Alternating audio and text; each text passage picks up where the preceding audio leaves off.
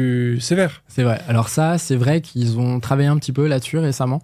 Ils ont augmenté pas mal de choses, mais ça reste quand même un système qui, de base, n'est pas très renforcé.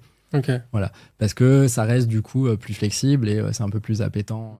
Donc, c'est-à-dire que la majorité des systèmes, en fait, qu'aujourd'hui, qui sont faillibles, parce qu'en termes de configuration, mais du coup, c'est reste des configurations. Enfin, que tu le casses pas pour les existants, j'entends, mais tu peux à ce moment-là faire que pour les nouveaux. Oui. Il y a des configurations par défaut qui sont un peu plus sévères. C'est vrai. Alors ça, c'est vrai qu'ils ont travaillé un petit peu là-dessus récemment. Ils ont augmenté pas mal de choses, mais ça reste quand même un système qui, de base, n'est pas très renforcé. Ok. Voilà. Parce que ça reste du coup plus flexible et c'est un peu plus appétant. Ils sont en train d'évoluer, je pense qu'on pourra peut-être en parler à la fin. On pourra parler d'Entra ID par exemple, donc la version, pour faire simple, cloud de l'AD.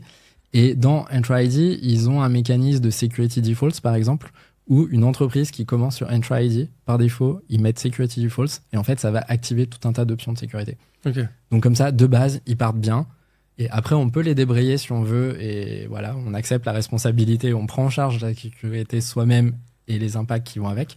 Mais de base, on a des systèmes qui sont quand même bien plus sécurisés que ce qu'ils arrivent à faire